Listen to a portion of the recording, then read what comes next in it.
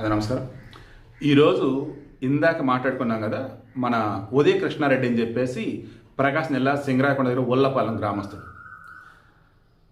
ఈ వీడియో సమయానికి అతను బ్రతికున్నాడనే వార్తే మీరు వినాలని కోరుకుంటున్నా. ఎందుకంటే ప్రాణాపాయ స్థితిలో ఉన్నాడని తెలిసింది.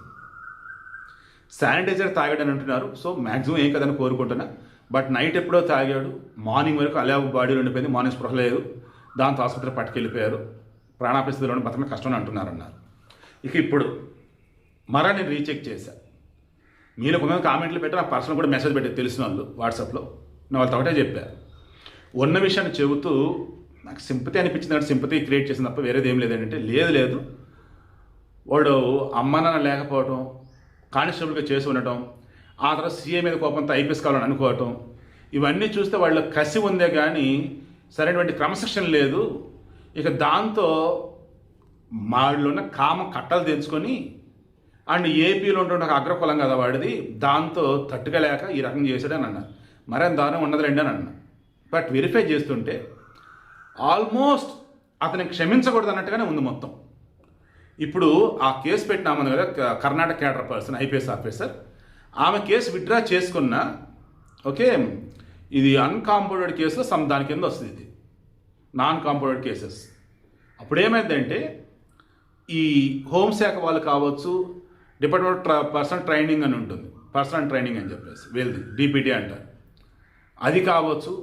అండ్ ఈ యూనియన్ పబ్లిక్ సర్వీస్ కమిషన్ అది వేరేది, దీని ప్రకారం వీళ్ళ సర్వీస్ రూల్స్ కావచ్చు. ఇవన్నీ చూస్తే వన్స్ నువ్వు ట్రైనింగ్లోకి ఎంటర్ అయితే వాళ్ళ సర్వీస్ రూల్స్ నీకు అప్లై అవుతాయి. దాని ప్రకారం నువ్వు ఎక్కడన్నా కానీ క్రిమినల్ చర్యలకు పాల్పడ్డా, ఎక్కడన్నా కానీ రూల్స్ నువ్వు వైలేట్ చేసినా, నీ మీద కేసు ఫైల్ అయినా, నువ్వు తప్పిస్తున్నట్టు వీళ్ళు కనిపెట్టినా ఇక నిన్ను సర్వీస్లోకి తీసుకోరు. నువ్వు గవర్నమెంట్ ఎగ్జామ్స్ రాసి ఫెయిల్ అయిపోయావు, నువ్వు చేసిన తప్పు ప్రూవ్ అయింది అనుకున్నావు, జైలు శిక్ష కూడా పడింది.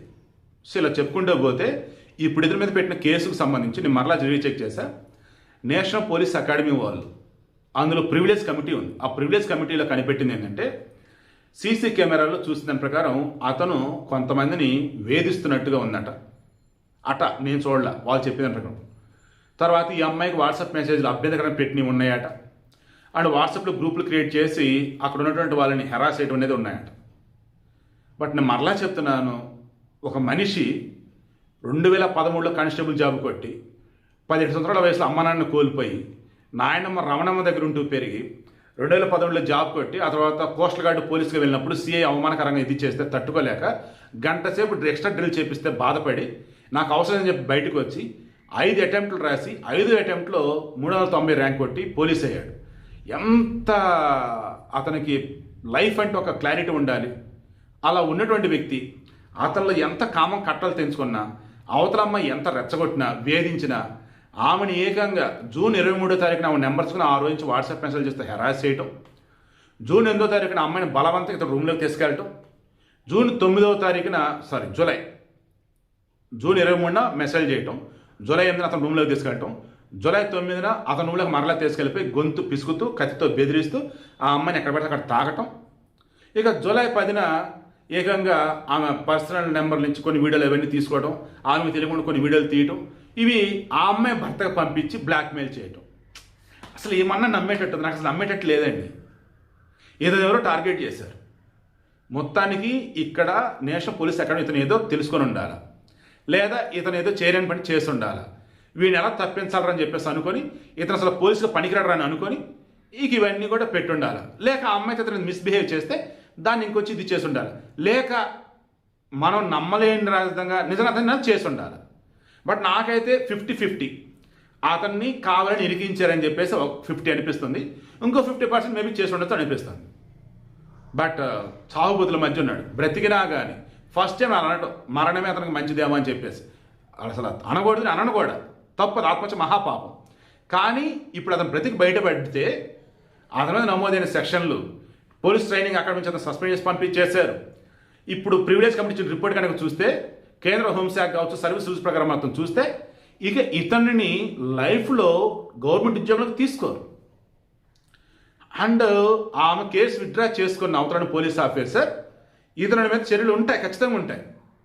ఆల్మోస్ట్ లైఫ్ అయిపోయినట్టే. ఇంకెందుకు లైఫ్ అనుకుంటాడా, లేదా ఏ తప్పు చేయలేదని ప్రూవ్ చేసుకుంటాడా, లేక ఇక్కడ రాస్తుందని చెప్పేసి దేవుడు తీసుకువెళ్తాడు. Let's wait and see. But మరలా చెప్తున్నాను, నాకేసా నమ్ముద్ది కావట్లా. తప్పు చేస్తుండాడు ఇతను, కరెక్టే. కానీ ఆమె చెప్పినట్టుగా నేషనల్ పోలీస్ అకాడమీ వాళ్ళ ప్రివిలేజ్ కమిటీ చెప్పినట్టుగా అంత ఘోరాతి ఘోరంగా రూమ్లోకి పట్టుకెళ్ళి ఎక్కడ పడితే అక్కడ తాగటం, రూమ్లోకి పట్టుకెళ్ళిపోయి ఆ అమ్మాయిని వచ్చేసి గొంతు మీద కత్తితో బెదిరించడం, జుట్టు పట్టుకొని లాక్కెళ్ళటం, వాళ్ళ ఆయనకి ఈమె యొక్క పర్సనల్ మెసేజ్లు వీడియోలు పెడతాం, ఇంత దారుణంగా చేయడండి. అంత దారుణం చేసాడంటే ఒక నార్మల్ బేవర్స్ గారు కూడా చేయడండి. పోలీస్ అకాడమీలో ట్రైనింగ్ పొంది ఒక ఐపీఎస్ ఆఫీసర్ అలా చేస్తాడా? మేబీ ఇతను ఏదో చేయడానికి చేసి ఉండాలి, దానివల్ల ఇలా ఇరికించి ఉండొచ్చు అనుకుంటున్నా. లేక ఏదన్నా ఇతనికి తెలియదు ఏదైనా తెలిసి ఉండాలి, అతనే చెప్పాలి అవన్నీ కూడా. లేక ప్రివిలేజ్ కమిటీనో లేక ఆ పోలీస్ ఆఫీసర్ ఆడాముంది కదా ఆమెనే చెప్పాలి.